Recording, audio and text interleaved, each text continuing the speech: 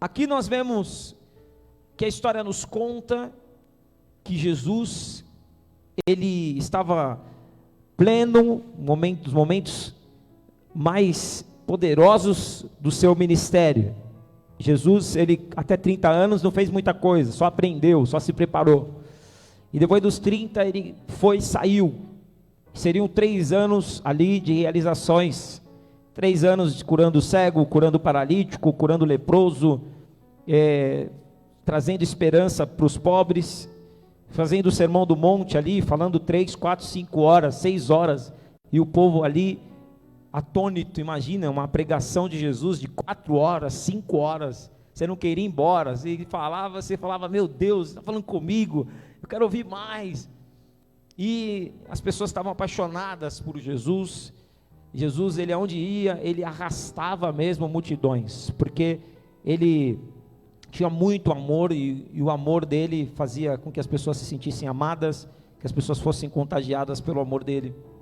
E os discípulos que ele chamou estavam acompanhando tudo isso. Ele chamou 12 discípulos, que mais tarde seriam 12 apóstolos, que na verdade seriam 11, porque um veio a trair, e você sabe da história, mas que depois esse 12º seria substituído por um outro que chamava Matias, que ficou no lugar do que traiu, que era Judas Iscariotes. Esses discípulos então estavam andando com Jesus, aonde Jesus ia, eles acompanhavam, viu como Jesus agia, porém eles estavam assistindo, eles simplesmente eram meros espectadores. Eles eram espectadores do que Jesus estava fazendo. Porque Jesus está fazendo, para que eu vou fazer? Se Jesus já faz por mim, para que eu vou fazer? Se Jesus é o cara do milagre, então eu só assisto o milagre. Jesus não queria isso. Jesus agora vai para um ponto do seu ministério que ele já tinha feito praticamente tudo, então, e os discípulos só assistindo. Então agora ele começa a treinar esses discípulos. Ele começa a provocar o treinamento nesses discípulos. Por isso que esse texto, no versículo 35, Jesus ele convida os discípulos propositalmente a pegar um barco tarde da noite e ir para o outro lado da margem. Não é isso que está escrito aqui? Naquele dia, sendo já tarde, podia ir de manhã, mas não, ele quis ir tarde. Disse-lhe Jesus: passemos para a outra margem. Quando Jesus ele faz isso, ele provoca isso, ele está provocando o quê?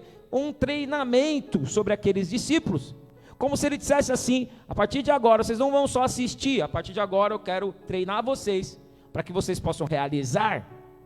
E aí, naquela noite, os discípulos achavam, estamos com Jesus aqui no barco, está tudo bem. Mas, quando o barco alcança ali a profundidade do mar, a palavra fala que o vento começa a ficar forte, a palavra fala que uma grande tempestade se aproxima, começa a balançar o barco, e o barco nessa de balançar, a água começa a entrar dentro do barco, e o barco agora está com perigo de afundar, e os discípulos morrerem. E Jesus nessa história? Jesus na proa, o que Jesus está fazendo? Na proa, dormindo. Como pode Jesus dormir numa hora dessa? Como pode? Jesus convida e agora no meio do caminho abandona. E quantas vezes parece que é isso que acontece conosco? Jesus nos chama, nós vemos os milagres que Ele faz, mas nós somos meros espectadores, nós não sabemos o que fazer quando as coisas ficam difíceis, porque não somos treinados, não fomos preparados para enfrentar dificuldades. E muitas vezes Jesus fica em silêncio, e muitas vezes Jesus parece que está dormindo. Quem aqui fez uma oração e parece que Deus não ouviu sua oração? Deus não ouviu minha oração, parece que Deus está em silêncio, parece que quanto mais eu oro, menos Deus responde, parece que Deus está muito ocupado para me ouvir. E os discípulos ali sofrendo, e os discípulos tentando, parecia as irmãs aqui da igreja, quando alagou aqui a igreja, pegando balde, tirando a água do barco, e Jesus dormindo na proa. E aí até que um se enfezou, foi lá na proa e acordou Jesus, falou: Jesus, acorda mestre, você não está vendo, a gente vai morrer. E Jesus ele levanta tranquilamente, sem desespero, porque é assim que age um homem que tem confiança em Deus, uma mulher que tem confiança em Deus, ele não fica desesperado, ele age tranquilamente. ele sabe que a sua vida está pautada na fé que ele tem no Pai, e ele sabe que se o Pai está permitindo aquela situação, na verdade, já tem um livramento, já tem um escape. Óbvio que ele também, ele tem sentimentos, mas ele não se deixa dominar por aqueles sentimentos. Simplesmente ele chega na beira do barco, e olha para aquela tempestade, olha para aquele mar revolto, e ele fala assim: mar, acalma-te. E na hora que ele fala mar, acalma-te, a palavra fala que o mar, na hora, as ondas começam a baixar, o vento diminui, o vento que estava e aí então acabou a tempestade por uma ordem do Senhor Jesus. Os discípulos, os espectadores, olham para Jesus e novamente, olha o que ele fez, de novo, sabíamos que iria nos livrar, mas não era esse o intuito. O intuito não era dar mais uma demonstração de que ele era o Filho de Deus. Ele obviamente, ele poderia acalmar a tempestade, mas o objetivo era que eles tivessem resolvido o problema. E o que hoje Deus quer nos ensinar? Não só esperar Deus resolver os problemas, mas nós começarmos a aprender a resolver os problemas no nome de Jesus, no nome de Deus. Porque se os discípulos tivessem entendido isso, eles não teriam chamado Jesus naquela hora, mas eles entenderiam: poxa, nós estamos com Ele, Ele já nos deu o poder do nome dEle, então essas águas vão se acalmar através da nossa ordem no nome dEle. E é isso que o Senhor está tentando hoje nos ensinar. Em João no capítulo 11, Jesus fala: nem sempre me tendes. Quando Judas fala: por que se quebrou um perfume e no pé desse homem, deveria ter vendido esse perfume e dado o dinheiro para os pobres. Aí Jesus vira e fala: os pobres sempre vocês vão ter com vocês, mas a mim nem sempre me tendes. O que ele está dizendo com isso? Daqui a pouco eu não estou mais aqui, eu não vou poder descer e usar a autoridade, porque a autoridade eu coloquei sobre a minha igreja, a autoridade eu coloquei sobre vocês. Então o que o Senhor está falando hoje? Seu barco está balançando, está uma tempestade, que você não está conseguindo, você está perdendo o controle, começa a usar o nome de Jesus. Não espere Deus descer do céu, não espere o pastor ir lá orar, simplesmente você mesmo pode dizer: tempestade, no nome de Jesus, você acalma agora, e ela vai ter que obedecer, porque é o nome de Jesus, todo joelho se dobrará, nos céus, na terra, debaixo da terra. Amém? Glória a Deus, porque Deus está colocando essa autoridade sobre a tua vida. Deus já te deu autoridade para realizar algumas coisas que você não precisa mais pedir. Como você tem que tomar certas decisões na tua vida, ninguém vai tomar por você, nem Jesus vai poder tomar por você. Se você não tomar certas atitudes, Jesus não vai poder tomar por você. Você vai ter que tomar certas atitudes no teu casamento, você vai ter que tomar certas atitudes no teu trabalho, você vai ter que tomar certas atitudes no teu ministério. Jesus não vai tomar por você, mas Ele já te deu autoridade para, no nome dEle, fazer aquilo que você tem que fazer. No nome dEle, você vai ter vitória, porque a vitória está no nome de Jesus. Amém? Então olha para quem está do teu lado e fala assim: em nome de Jesus, mar, acalma-te. Amém? Aleluia. Fala, calma, te lembro do pai do Dudu. Que um dia a gente estava orando lá em casa, e a gente estava passando um momento muito difícil financeiramente, eu lembro, e a gente na sala de casa, e ele falou assim: olha, Dedé, Deus está falando comigo. Eu falei: o que Deus está falando com você, tio? Te acalma-te, te acalma-te. Nossa, Deus está bom de português, hein, tio? Te acalma-te. Mas Dedé era engraçado demais. Mas você vê, a calmaria, a agitação, a ansiedade, o desespero não provém de Deus, mas quando nós nos acalmamos, quando nós temos o nome de Jesus, Ele acalma a tempestade nas nossas vidas. E eu não sei qual a tempestade que você está passando na tua vida, mas há uma voz do céu dizendo: você pode, no nome de Jesus, você pode repreender essa tempestade, e você pode dizer: a partir de hoje, vai acontecer do jeito que Deus quer. Essa tempestade, ela não veio de Deus, porque Deus queria formar os discípulos, Deus queria que o barco chegasse do outro lado, não era a vontade de Deus afundar o barco. Então, se não é a vontade de Deus eu me afundar, então eu tomo posse. tempestade pode cair por terra em nome de Jesus Cristo. Minha vida financeira está repreendida, o espírito de dívida já começa a repreender da tua vida. Ai Deus, me ajuda Senhor, paga minhas dívidas. Não, você vai pagar suas dívidas, você vai declarar, eu vou prosperar. Vida financeira que está amarrada vai ser desamarrada em nome de Jesus. Está com problema no casamento, Deus, muda meu marido. Não, você vai orar, você vai profetizar, muda minha mulher. Não, você vai orar, você vai profetizar, e no teu passo, Deus vai abençoar em nome de Jesus, porque Deus não quer que você mais assista, mas Deus quer que você se mova, e no teu movimento, Deus vai ser com você em nome de Jesus, amém? Você tem que ser ousado e ousada. Deus, Ele está procurando pessoas ousadas.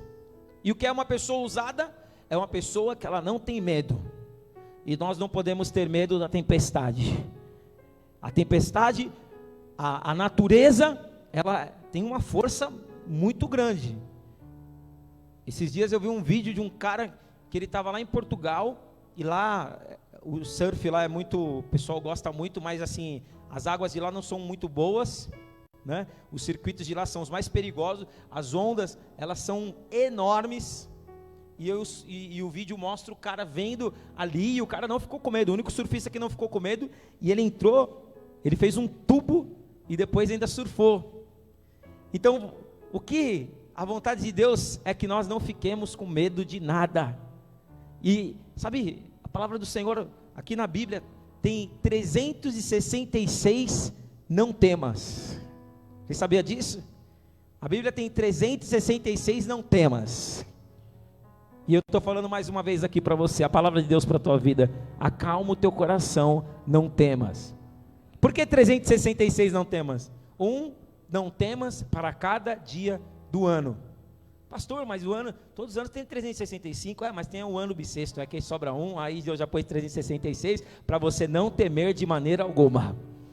E o Senhor está falando, nós não vamos ser pessoas tímidas, nós não vamos ser pessoas medrosas, nós não vamos ser pessoas que ficam no sofá esperando as coisas acontecerem, mas nós vamos para cima do inimigo. Nós não vamos só defender os ataques, nós vamos começar a atacar o inimigo, e o inimigo vai perceber, alguma coisa tem de diferente nesses aí, porque todos os outros eu vou, ataco, eu faço o que eu quero, eu entro, eu destruo, eu falo, eu ataco, eu lanço seta, mas esses aí não, parece que eles estão armados e eles estão me atacando, e aí o inimigo vai bater em retirada da tua vida, porque a palavra de Deus fala em Tiago 4,7, sujeitai-vos pois a Deus, resisti ao diabo e ele fugirá de vós. Se você só ficar esperando o ataque do inimigo, o inimigo vai te vencer. Mas se você se levantar na força do Senhor e falar, diabo, aqui você não age mais, ele tem que bater em retirada da tua casa. Por um caminho ele vai vir contra ti, mas por outros 7 caminhos ele terá que fugir de ti, porque ele terá terror de ti. Assim como Jesus, quando ele chegava nos lugares, os demônios já ficavam desesperados. Você lembra quando ele desceu lá em Gadara, quando ele desceu na cidade dos Gadarenos, um endemoniado gadareno, a legião que são mais de 4.000 demônios que estavam naquele homem, ele vem, se ajoelha e fala, filho de Deus, por que tu me atormentas? E Jesus falou, nem falei com você, por favor, que eu entre nos porcos. E aí Jesus fala, então entra, e ele entra nos porcos, e os porcos caem do despenhadeiro. Então o que significa? O inimigo, ele só encontra espaço na vida de tímido. O inimigo só encontra espaço na vida de fraco. O inimigo só encontra espaço na vida de quem fica com a cabeça vazia. Sabe por quê? Porque já diria o ditado, cabeça vazia, e ele trabalha mesmo. E o salário do pecado é a morte. E o dom gratuito de Deus é a vida eterna. Então eu não vou ficar esperando o diabo me encher a minha cabeça. Eu vou encher a minha cabeça de pensamentos de Deus. Eu não vou esperar o diabo agir no meu dia para eu dobrar o joelho. Deus, o porquê? Quando eu acordar, antes do diabo pensar em mim, eu já estou pensando nele, falando, Satanás, você está repreendido do meu dia, o meu dia vai ser uma bênção. Satanás, você está repreendido do meu coração. Satanás, você está repreendido dessas paixões que você quer colocar dentro de mim, esses desejos que não provêm de Deus, essas pessoas que você está pondo no meu caminho, pode sair em nome de Jesus. Eu não vou atender o telefone, eu não vou responder mensagem, eu não vou fazer nada. Eu não vou me ocupar com nada que é do diabo. Eu vou ocupar a minha mente com tudo aquilo que é puro, que é santo e que é agradável a Deus. E aí o Senhor vai começar uma revolução na minha vida. Porque aí Satanás vai falar: ué, cadê aquela casa que eu entrava? Aquela casa está cheia. Aquela casa já está cheia, já tem ocupante demais lá, tem o Espírito Santo, tem a presença de Deus, tem os dons espirituais, mas é aquela casa que tinha bebida, não tem mais bebida, agora só tem louvor, agora só tem a presença de Deus, agora ele põe no carro dele louvor, já encheu o pendrive de adoração, não tem mais sertanejinho, está amarrado nem funk, nem coisa que não presta, porque eu sou cheio do Espírito Santo de Deus, e eu vou me mover agora na unção, Satanás. E aí Satanás começa a entender, essa é a igreja que tem a mesma autoridade do Senhor Jesus, e Jesus esperava isso dos 12, mas os 12 não conseguiram responder naquela hora, porque eles não estavam preparados, e Jesus falou para eles: e se eu não estivesse aqui com vocês, o que vocês morreriam? Senhor, mas o que a gente ia fazer? Repreende o mar, vocês podem fazer grandes coisas no meu nome, e eu quero declarar, você vai viver grandes coisas no nome do Senhor. Você pode realizar tudo o que você quiser, você pode chegar aonde você quiser, você pode colocar os projetos, os sonhos diante de Deus, e você trabalha por aqueles sonhos, amém? Não, só que só não vai dar daquele cara que estava esperando o anjo trazer a bênção. Você sabe dessa história? Do cara que estava esperando o anjo trazer a bênção? Ele estava desempregado, ficou em casa, e homem em casa é uma beleza, né? A mulher já fala: sai daí que eu tenho que limpar, vai trabalhar, vagabundo. E ele leva para ela assim: eu deixo sentado no sofá aqui, porque Deus falou para mim que o anjo vai vir aqui trazer a minha bênção e o meu pão. E ela falou: vai trabalhar, vagabundo, levanta daí. E ele falava: o anjo está trazendo o meu pão, eu já estou enxergando o anjo do Senhor trazendo uma baguete da Cepam. E aí ele esperou o anjo, e a mulher dele disse: as crianças estão todas com fome, cadê o leite, cadê o pão? Ele falou: o anjo está trazendo, mulher, larga de ser assim, de blasfemar. Aí um dia, passou um mês, e o nada do pão vinha, já acabou tudo em casa. Aí ele estava lá, de repente, ela varrendo e ele sentado. Aí de repente ele vê um anjo na porta, o anjo com um pão enorme na porta, e ele cutuca ela, assim: ah lá, não falei para você que ele vinha? Aí ele lá na porta com o pão, e o anjo chegou, e ele foi chegando: ô anjo, eu sabia que você vinha, fiquei sentado. Ela duvidou, ela não vai comer. Aí o anjo pegou, ele ia para cima do anjo, o anjo afastava, ele ia para cima do anjo, o anjo afastava, ele ia para cima do anjo, o anjo afastava. Aí ele começou a correr, o anjo começou a correr dele. Ele começou a correr, o anjo começou a correr dele. E começou essa perseguição. O anjo com o pão na mão, ele veio: anjo, vem aqui, Deus mandou você me trazer o pão, você me dá o pão. E eles correram, mas correram pelo menos uns 10 quilômetros. Quando deu uns 10 quilômetros, ele estava cansado, suado, desistindo já do pão do anjo. E falou assim: anjo, vamos trocar, vamos conversar. Por que você veio de tão longe com o pão na mão, agora você está correndo de mim? Aí ele falou: não, fica tranquilo, agora pode pegar o pão. É que está escrito na Bíblia: com o suor do teu rosto comerás o teu pão. Poxa vida, hein? Devia ter levantado mais cedo, devia ter ido, né? Não adianta ficar esperando acontecer, irmãos. Tem coisa que Deus, Ele quer que você levante, que você vai para cima, que você vai para cima do teu pão. Aí Ele te dá além, aí Ele multiplica. Deus, Ele multiplica os 5 pães e os 2 peixes, mas tem que ter os 5 pães e os 2 peixes, que é a parte nossa.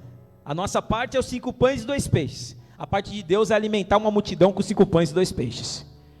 A nossa parte é lutar, e se estiver escurecendo, a parte de Deus é fazer o dia alongar, como fez com Josué, e fez o sol parar, a lua se deter, tudo porque Josué estava lutando. Deus vai abençoar se você lutar. Não ache que tudo vai partir de Deus, não, tem coisa que vai partir da gente.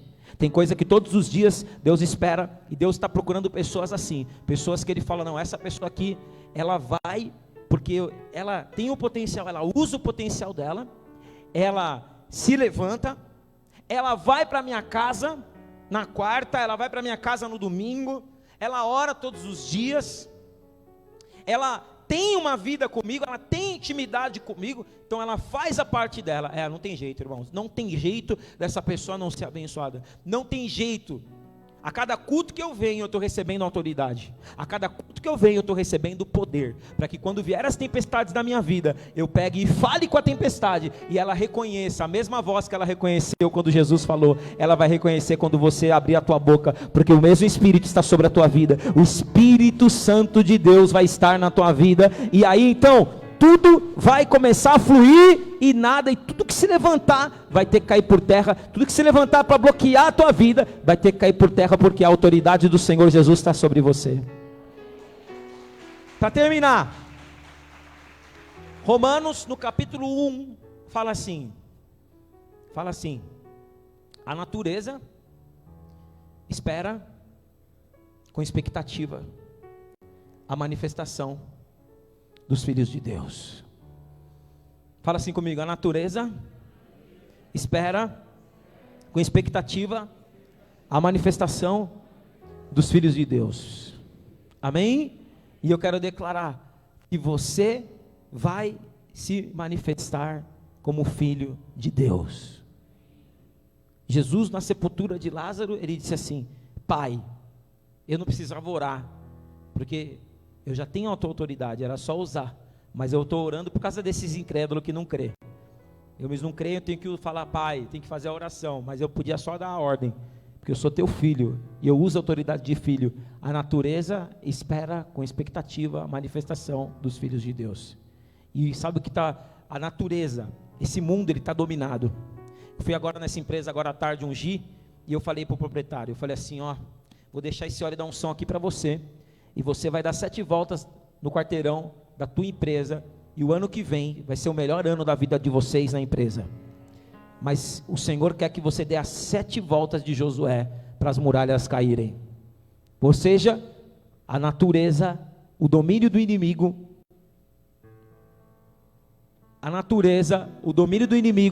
estão esperando a manifestação dos filhos de Deus. E você é um filho, uma filha de Deus. Se levante hoje e comece a ordenar no nome do Deus Todo-Poderoso. O que vai acontecer na tua vida? O que você profetizar. Se você profetizar morte, vai ser morte. Se você profetizar desgraça, é desgraça. Se você profetizar desânimo, é desânimo. Se você profetizar passado, é passado. Mas se você profetizar bênção, é bênção, vitória é vitória, porque a boca tem o poder, a língua tem o poder de vida e de morte, Provérbios capítulo 21, e eu declaro que você vai profetizar vida, aonde a morte, e ainda que seja um vale de ossos secos, vai ser cheio de vida, porque sobre nós há o poder da ressurreição. Eu quero declarar sobre a tua vida o poder da ressurreição, e já saiu a ordem de Deus para a tua vitória, porque Deus está vendo o teu esforço. Se Deus não vê o teu esforço, Deus não vai fazer aliança com você. Mas se Deus falar, não, se esforçou, recebe agora a recompensa, recebe o meu poder. Ainda que você fique fraca, Ele vai te fortalecer, em nome de Jesus, amém? Oh Espírito Santo, curva a sua cabeça, feche os seus olhos. Espírito